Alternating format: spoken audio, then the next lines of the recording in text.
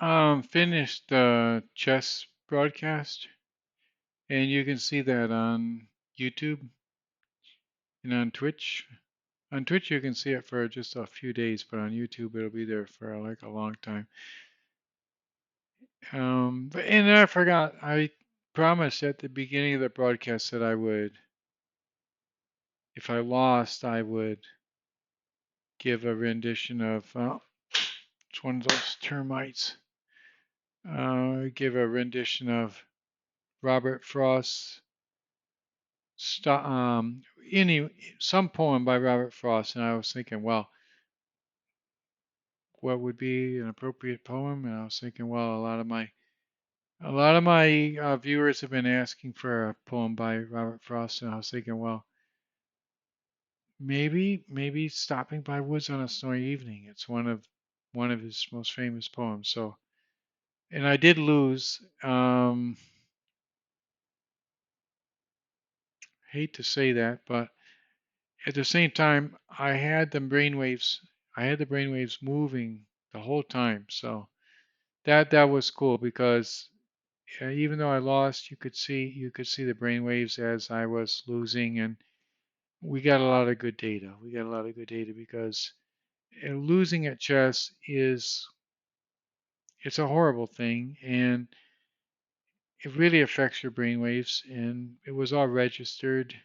And if you were watching the broadcast, you saw where I had a lot of effort going to set this up. It's really hard to do. Playing chess is easy compared to getting your brainwaves broadcast on the internet, and also it's like this. I'm one of the few Twitch. I'm the only Twitch streamer who has brainwaves and chess at the same time. And how many times have you ever seen the poetry of Robert Frost to brainwaves? And here you see him. You got me here, you got the brainwaves up there, and we're going to be doing this stopping at woods on a snowy evening now. It's going to be our next thing on our agenda. So to do this, it's not totally easy. You can't just begin like, oh, stopping on woods on a snowy evening. So I was like, oh, the guy in his sleigh and this horse and the snow coming down. It doesn't make any sense that way. You gotta build into it, just like Robert Frost built into it. If you know the story about how he wrote this poem, he did it at one shot like that. But it was at the end of the night. He was working on another thing he was writing, another thing he was crafting with words. That was his job his whole life was crafting with words. And he says that he was working in this kind of a I don't know if it was a cabin or a cottage or a house or whatever he had, like it was near a forest, and he was working the whole night and it was toward morning, and he said he went out onto the porch and he wasn't having total luck with the other one. Writing is like that. You're lucky some nights and not lucky other nights, and he went out there and the snow was coming down, and he described it like this. He said it suddenly came to him, like it just came at one shot, like the poem, boom, like that. It's like, okay, it's four stanzas, it's four lines per stanza, it's very quadratic, you might say, four lines, four stanzas. Whose woods these are? I think, yeah, and that's another thing. It's four beats per line. Whose woods these are? I think I know. His house is in the village. So I don't know. It's like he was thinking about the number four, I guess. And You got 4 lines for each stanza. You got 4 stanzas. You got 4 beats per stanza. It all came to him in one shot. And so, okay, to put you into the mood, and to put me into the mood too, because I guess, Robert Frost got into the mood by the other thing he was working on. He didn't just come out with this thing like, oh, I'm Robert Frost. I'm a famous poet, so I'm just going to pen these lines and doon, doon, doon, doon.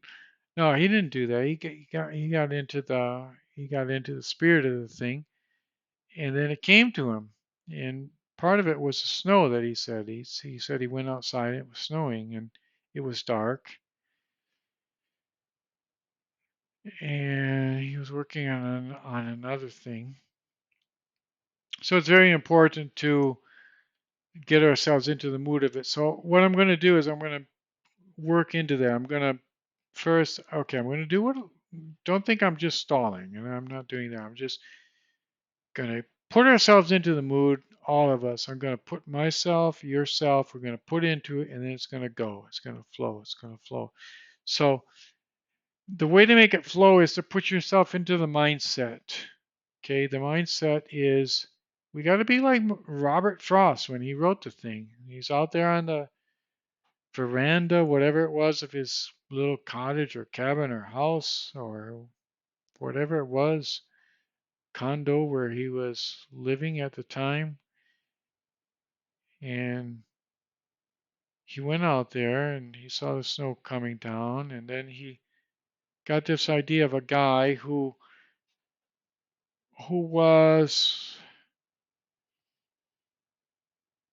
he's a little bit of a paranoid guy because if you, in the first line, he starts talking like it looks like he's working.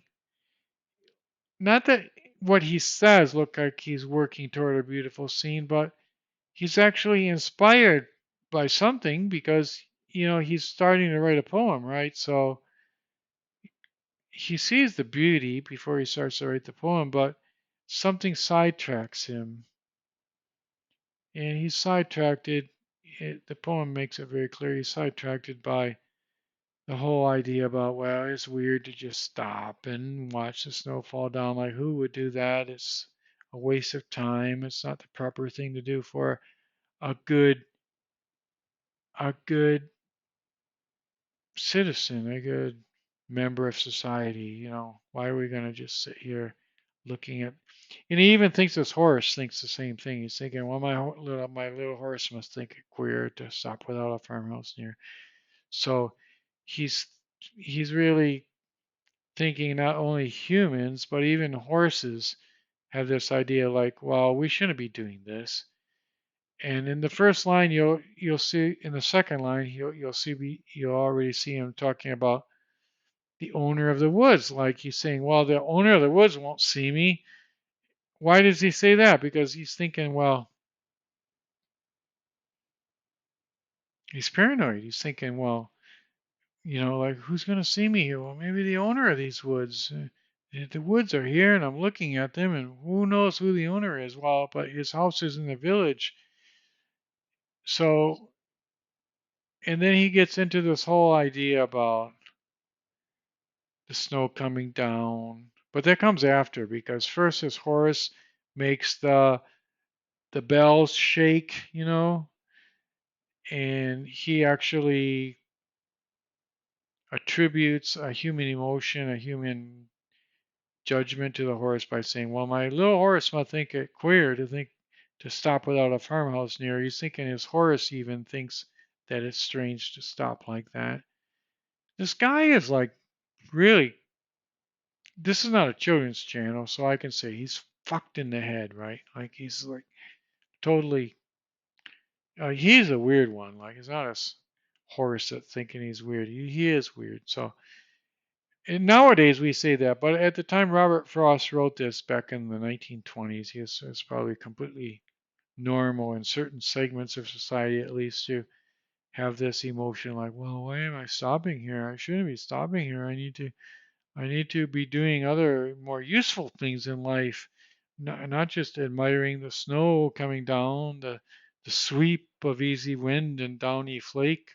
No, I need to get on with my job and do what I need to do. So that brings us to the end of the poem where he's got miles to go before he sleeps, miles to go before he sleeps. And a couple of things you can think about that is that why does he repeat it twice? Partly it's to signal the end of the poem because that's something in poetry. You see that in sonnets, for example, where they have the rhyming couplet at the end. But in this case, it's more than that. It's not just to signal the end of the poem. I think that there's two different meanings to that. The first is that he says he's got miles to go before he sleeps, which is physical. Oh, I've got miles, I got to go. But then he thinks for a second and it becomes a little bit more profound. And he says, well, miles to go before I sleep. And that's a little bit more profound because he's talking about life. He's talking about, you know, the end of life, you're going to sleep, right? And when you go to sleep, that's the end of your life. Not that that's a sad thing, because if you watch me, you'll realize that I think that everyone's an expression of the universe, and when you sleep, there's much more to it than that. It's like you continue you continue in actually a better, in a less confused way than when you're alive. But he does say, miles ago before I sleep, because sleep is a symbol of death in that case. So, without any more ado, let's go back to the beginning of the poem and let's see if we can do this correctly. Guy stops. He's a little bit paranoid. He's got his horse in front of him. Okay, let's do it. If we don't get it right the first time, we'll get it right the second time. And we do have the brain waves because that's pretty important. And you can watch those as I'm doing the poem. And they're working very good, by the way. They're really jumping around, and we have good electrolytic contacts. If you watch my chess video that was just before this, you'll see that we were talking about, getting a proper electrical content electrical contact to the brainwave. So let's see if we can do this with the proper feeling. And there's a lot of things involved here. There's conveying the meaning. There's the there's the articulation. You got to get all the phonology correct. And besides just the meaning and the articulation, there's like a deeper meaning you're supposed to transmit, and also make a contact, make some a kind of a channeling with Robert Frost, because this is the first time it's been with Brainwave, so we got to do justice to the fact that we are Robert Frost. He's dead now, but he can come into our body and make us talk like he would actually say the things, but that would be too stiff. So we got to loosen up a little bit and do this correctly. So let's do a little poetry thing here and see if we can get it right. So let's go ahead and do, if we can do this. I'm going to look right into the camera. My assistant producer Paul is telling me I got to look at the lens, so I'm going to do that. Oh, my best boy too. That's Peter over there. He's telling me to look at the lens, like take Paul's advice. He's whispering. Okay, so we'll go ahead and do that. So let's breathe deeply and see if we can do this. What can we say? If we don't do it the first time, we'll do it the second time. But at some point here tonight, if it takes us 3 hours, we will go ahead and do this. He was a poet laureate, which is one of the most important poets, at least in his country. Keep breathing. Get into the right frame of mind. Should we turn the lights off here a little bit? Let me turn. Let me see if I can get the right mood here and turn off the lights and maybe let's see. That we'll have to turn off this back light down here too. Is it too dark now? How is that? I got the light on my face. Is that better or not? I don't know. I can't see myself. When I look into the lens, I can't see myself over here. I think it looks better. I think you kind of get the mood a little bit better.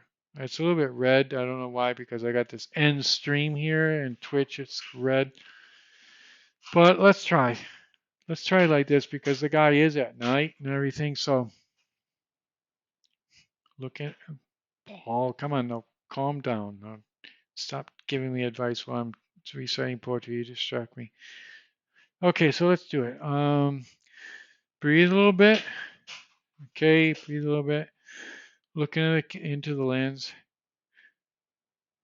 Okay, so we got the snow coming down. We got the horse. We got the guy in the. I'm thinking. Got the guy in the village. He's going to be thinking like this. I'm going to try to give a stream of thought. So it goes like this.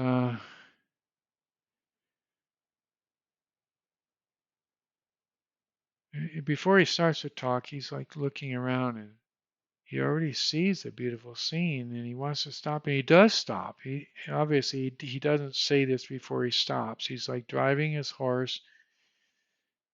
He stops the horse, he looks around, he sees this beautiful scene,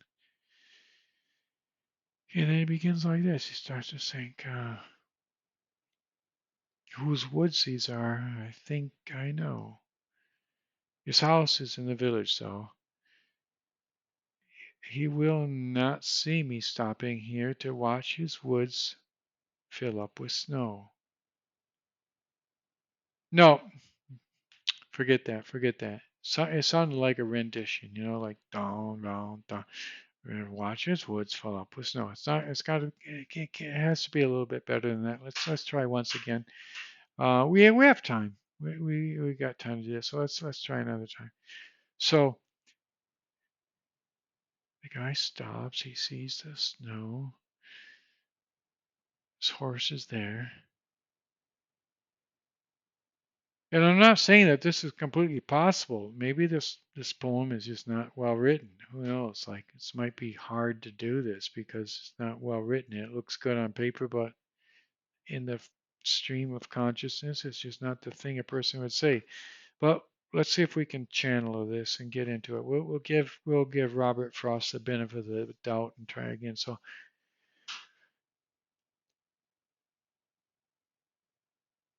whose woods these are, I think I know. His house is in the village, though. He won't see me stopping here to watch his woods fill up with snow. My little horse must think it queer to stop without a farmhouse near, between the woods and frozen lake, the darkest evening of the year. He gives his harness bells a shake to ask if there's some mistake. The only other sound's the sweep of easy wind in downy flake. The woods are lovely, dark and deep, but I have promises to keep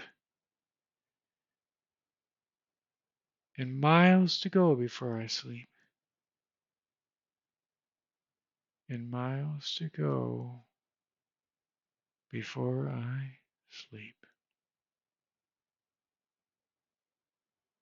Okay, look, that wasn't perfect, but we'll call it a night. If you like the poetry recital, whatever rendition you want to call it, check the I'm going to turn on the light here. Check out the, I got to get the light down here too. Check out the wonderful,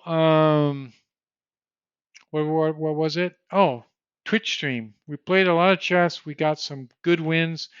King's Gambits, Carol Cans, a lot of chat.